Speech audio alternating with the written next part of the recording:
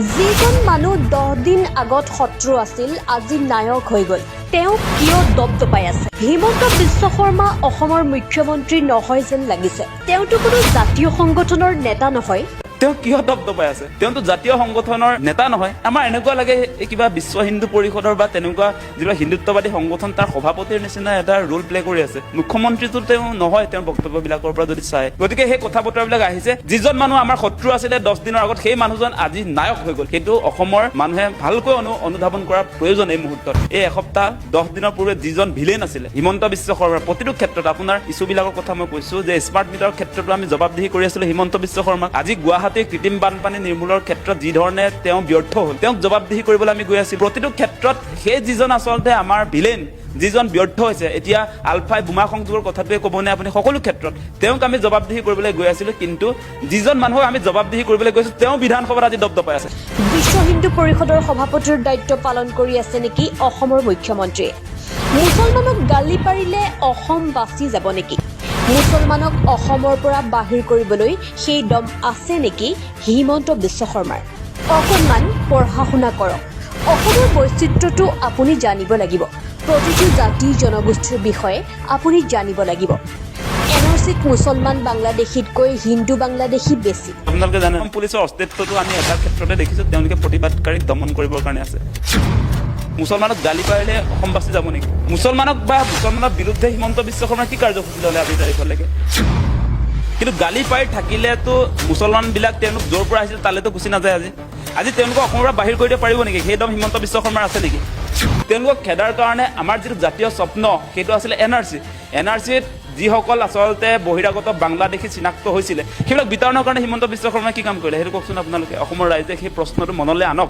মিয়াক 1 নম্বৰ শত্ৰু হিচাপে চিনাক্ত কৰি গালিহে পাৰি আছে তেওঁ কিন্তু গালি পাৰি থাকিলেতো মুছলমানবিলাক তেওঁলোক য'ৰ পৰা আহিছিল তালৈতো গুচি নাযায় আজি তেওঁলোকক অসমৰ পৰা বাহিৰ কৰি দিব পাৰিব নেকি সেই দম হিমন্ত বিশ্ব শৰ্মাৰ আছে নেকি তেওঁ বিধানসভাত যে চিঞৰি কথা কৈ আছে মানে এতিয়া যিসকল আমাৰ ইয়াত মিয়া জনগোষ্ঠীৰ লোক অসমত বসবাস কৰি আছে প্ৰতিগৰাকীতো আপোনাৰ বিদেশী নহয় তেওঁলোকৰ চাগে বহুতৰে এনআৰচিত তেওঁলোকৰ খচৰাত নাম আছে গতিকে এই বিষয়টো ৰাজনৈতিকভাৱে আমি সমাধান কৰিব লাগিব সেইকাৰণে কৈছিলো যে ৰাষ্ট্ৰীয় নাগৰিকপঞ্জীৰ জৰিয়তেহে আপোনাৰ বিদেশী কোন স্বদেশী কোন সেই কথাটো প্ৰমাণ হ'ব গতিকে সেইটো চিঞৰি থাকিলে কেতিয়াও সমস্যাটো সমাধান নহয় যে আমাৰ ডাইভাৰ্চিটিটোৰ বিষয়ে জানক বৈচিত্ৰ্যটো অসমৰ বৈচিত্ৰতাৰ ওপৰত আপুনি জানিব লাগিব প্ৰতিটো জাতি জনগোষ্ঠীৰ বিষয়ে আপুনি জানিব লাগিব আৰু প্ৰেক্টিকেল সলিউশ্যন কোনটো সেইটো জানিব লাগিব আপোনাক কৈছোৱে যে অসমৰ পৰা বাহিৰ কৰিব নোৱাৰি এই মুহূৰ্তত যিহেতু সাংবিধানিক সেফগাৰ্ড আছে তেওঁলোকৰ যদি তেওঁলোক ভাৰতীয় নাগৰিক তেতিয়াহ'লে ভাৰতৰ পৰা আমি বাহিৰ কৰি দিব নোৱাৰোঁ জনসংখ্যা নিয়ন্ত্ৰণৰ কাৰণে হিমন্ত বিশ্ব শৰ্মাই কোনখন আইন আনিলে এতিয়ালৈকে তেনেকুৱা ব্যৱস্থাপনা আছেনে বা চৰ চাপৰিত থকা লোকসকলৰ শিক্ষা স্বাস্থ্য সেই ক্ষেত্ৰত কি কাম কৰিলে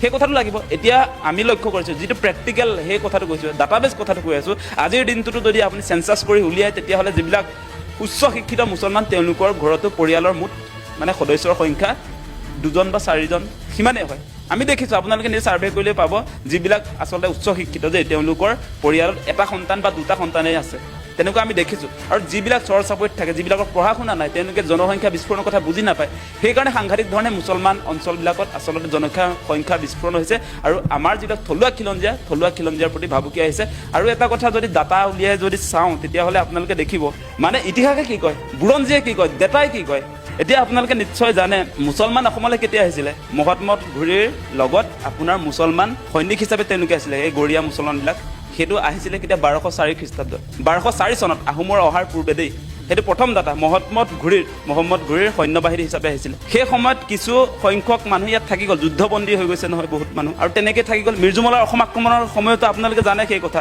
সেই সময়তো ইয়াততো আহোম ৰজাইতো আপোনাৰ বন্দী কৰি ৰাখিলে আমাৰ যিসকল মুছলমান সৈনিক আহিছিলে মিৰ্জুমলাৰ লগত গতিকে আমি সেই মুছলমান সাম্ৰাজ্যবাদীসকলে যেতিয়া অসম আক্ৰমণ কৰিছিলে আমি যে খেদি পঠিয়াইছিলোঁ কিছু ইয়াততো বন্দী কৰি ৰাখিছিলোঁ সেইবিলাক থাকি গ'ল সেইটো ইতিহাস কৈ আছোঁ আপোনাৰ তাৰ পাছত আপোনালোকে জানে ইয়াণ্ডাবু সন্ধি 1826 চনত যেতিয়া সংঘটিত হ'ল সেই সময়ছোৱাত ইয়াণ্ডাবু সন্ধি কাৰ লগত হৈছিলে মান আৰু আপোনাৰ ব্ৰিটিছৰ লগত আমাৰ লগত হোৱা নাছিলে সেই সময়ত আমাৰ 27 লাখ মান জনসংখ্যা আছিলে অসমত 1826 চন মানত সেই সময়ত আপোনাৰ মানেতো অসমত কচু কটা দিছিলে কাটি মানুহক মানে আপোনাৰ মাৰি কাটি শেষেই কৰিছিলে 8-9 লাখ জনসংখ্যা কাটি দিছিলে মানে অসমটো একদম খালী হৈ গৈছিলে মোটামুটি সেই সময়ত আপোনাৰ ব্ৰিটিছে অসমত আহি মানৰ লগত চুক্তি কৰিলে মানৰ চুক্তি অনুসৰি কি হৈছে ইয়াতে আপোনাৰ তেওঁলোকে ব্ৰিটিছৰ অধীনলৈ গৈছে, মান গুচি গ'ল অসমৰ পৰা। ব্ৰিটিছ আহিলে, ব্ৰিটিছে ইয়াত কি হৈছে সম্পদ লুণ্ঠনৰ কাৰণে আহিছিলে, জানে আপোনালোকে। তেওঁলোকৰ ইষ্ট ইণ্ডিয়া কোম্পানী, ইয়াত তেওঁলোকৰ চিফ কমিশ্যনাৰবিলাক আছিলে, গভৰ্ণৰ জেনেৰেলবিলাক আছিলে। কমপ্লিটলি আপোনাৰ আহোম ৰাজত্বৰ পৰা আপোনাৰ ইষ্ট ইণ্ডিয়া কোম্পানীৰ হাতলৈ, ব্ৰিটিছ চৰকাৰৰ হাতলৈ আমাৰ শাসনভাৰ গুচি গৈছিলে। সেই সময়ছোৱাত আপোনালোকক মুছলমানে কেনেকৈ আমাৰ ইয়াত সোমাবলৈ পালে সেই কথাটো যদি চাই আপোনালোকে ডাটা যদি চাবলৈ যায়, তথ্যই কয় যে ব্ৰিটিছৰ হাতলৈ যেতিয়া আমাৰ প্ৰশাসন যন্ত্ৰটো গুচি গ'ল, তেওঁলোকে যেতিয়া ইষ্ট ইণ্ডিয়া কোম্পানীৰ জৰিয়তে আমাৰ সম্পদ লুণ্ঠনৰ কাম কাজত আগবাঢ়িলে, আপোনালোকে জানে সেই সময়ত ঝাৰখণ্ডৰ পৰা আৰু বিভিন্ন আমাৰ ভাৰতৰ ৰাজ্যৰ পৰা তেওঁলোকে প্ৰথম অৱস্থাত চাহ খেতিৰ কাৰণে আমাৰ চাহ জনগোষ্ঠীৰ লোকসকলক আনিলে। সংখ্যাটো 5 লাখ জনসংখ্যা। আৰু তেতিয়া সেই একেটা সময়তে আপোনালোকে জানে 1920 আৰু 1930 চনত মুছলমান মানুহৰ সাংঘাতিক প্ৰব্ৰজন হৈছিলে আপোনাৰ এই পূৰ্ববংগৰ পৰা, ঢাকাৰ পৰা, মৈমন সিঙৰ পৰা। সেই মানুহবিলাক ইয়ালৈ আহি সংস্থাপন কৰিছিলে ব্ৰিটিছ চৰকাৰে। কিমান কৰিছিলে সেইটো জানি লওক, সেইটোতে ইণ্টাৰেষ্টিং হ'ব কংগ্ৰেছে আনিলে কোনে আনিলে। কিন্তু সেই সময়ত গোপীনাথ বৰদলৈ আছিল, সাংঘাতিক প্ৰতিবাদ হৈছিলে, অসমটো নাথাকো বুলিয়ে কৈ দিছিলে ভাৰতৰ লগত। কাহিনী তেনেকুৱা। সেই সময়ত আপোনালোকক ডেটা দিছোঁ, এই 1920 চনৰ পৰা 1930 চনত সেই সময়ছোৱাত আপোনালোকে আমাৰ কটন কলেজৰ প্ৰতিষ্ঠাপক জানে নহয়, আমাৰ কটন চাহাব যেতিয়া আপোনাৰ চিফ কমিশ্যনাৰ আছিলে, তেওঁৰ নেতৃত্বত অসমত এই 1920ৰ পৰা 1930 চন এই 10 বছৰত 6,53,018 মুছলমান মানুহক মাটিৰ পট্টা দিছিলে। কোনটো চন? 1920ৰ পৰা 1930 সেই 10 বছৰত মুছলমানক দিয়া হৈছিলে মাটিৰ পট্টা 6,53,018জনক। তাৰ বিপৰীতে হিন্দুক দিছিলে কেৱল 84,279জন। ডিফাৰেঞ্চটো চাওক, মুছলমানক কিমান দিলে? 6,53,018জন মুছলমানক ভূমি পট্টা কৰি দিলে ব্ৰিটিছ চৰকাৰে।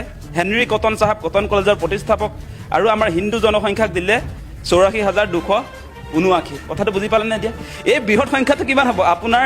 এই যে 6 লাখ মানে প্ৰায় 7 লাখক যে তেওঁলোকে 1920 পৰা 30 চনৰ ভিতৰত যে মাটি পট্টা দিলে ব্ৰিটিছ চৰকাৰে, সেই এটা এঘৰত আপোনাৰ ইয়াত যে 6 লাখ যে দেখুৱাইছে, 6 লাখ 7 লাখে প্ৰায় যে 6,53,000 মানে 7 লাখে। ইয়াৰ জনসংখ্যাটো যদি চাই তেতিয়াও আপোনাৰ প্ৰায় 10 লাখ এটা পৰিয়ালত যদি 3জনকে ধৰে তেতিয়াহ'লে প্ৰায় 15-20 লাখ মানুহক পট্টাটো কোনে দিলে? মানে 15-20 লাখ পৰিয়ালক জনসংখ্যা হিচাপে যদি চাই তেতিয়াহ'লে এই বৃহৎ জনসংখ্যাৰ মানুহক, মুছলমান সম্প্ৰদায়ৰ মানুহক ব্ৰিটিছ চৰকাৰে ইয়াত সংস্থাপন কৰিলে। সেই মানুহবিলাক কিয় আনিছিলে আপোনালোকে জানে? মৰাপাটৰ খেতিৰ কাৰণে আনিছিলে। তাৰ পাছত আপোনাৰ ধানৰ খেতিৰ কাৰণে কিছু মানুহ ইয়াত অনা হৈছিলে। মূল খেতিটো আছিলে আপোনাৰ উজনি অসমৰ ক্ষেত্ৰত যেনেকৈ আপোনাৰ চাহ জনগোষ্ঠীক আনিছিলে 5 লাখ মান, আৰু নামনি অসমৰ ক্ষেত্ৰত প্ৰায় 6-7 লাখ আপোনাৰ মৰাপাট খেতিৰ কাৰণে ব্ৰিটিছে লৈ আহিছিলে। আৰু অসমীয়া মানুহে খেতি কৰিব নোৱাৰে বুলি তেওঁলোকে ভাবিছিলে। মৰাপাটৰ খেতিটো অসমীয়া মানুহে তেতিয়ালৈকে কৰা নাছিলে, নাজানে। গতিকে সেই মানুহবিলাক আনিছিলে, ব্ৰিটিছে সংস্থাপন কৰিছিলে। গতিকে এই কথা বতৰাবিলাক আমি জানিব লাগিব। আৰু আমাৰ যিটো ডেটা, সেই ডেটা অনুসৰি এই ডেটাৰ লগত কিন্তু এটা কথা আমি যদি মিলাই চাই, আজিৰ দিনটোৰ যদি মিলাই চাই তেতিয়াহ'লে চাব এই NRC যে আপডেট কৰিলে, সেই NRCত সেইকাৰণে মুছলমানৰ আপোনাৰ বহিৰাগতৰ সংখ্যা, অবৈধ বিদেশীৰ সংখ্যাটো কম, মানে 1.5 লাখ বা 2 লাখ হ'ব। আপোনাৰ হিন্দু বাংলাদেশৰ সংখ্যা 18 লাখ। সেই প্ৰেক্টিকেল কথাটো বুজি লওক। চৰকাৰে NRC আপডেট কৰিছে দেই, এইটো আকাশত দলে কৰা নাই, কথাটো কৈছোঁ মই আপোনালোকে সকলোৱে জানে। এতিয়া NRC খচৰাখন ফাইনেল হোৱাৰ পাছত কিয় এই মুহূৰ্তলৈকে বিদেশী বিতৰণৰ ব্যৱস্থা কৰা নাই? কাৰণটো হৈছে যে সেই NRCৰ খচৰাত চূড়ান্ত তালিকাত হিন্দু বাংলাদেশীহে তাত আছে, প্ৰায় 17 লাখ মান আছে।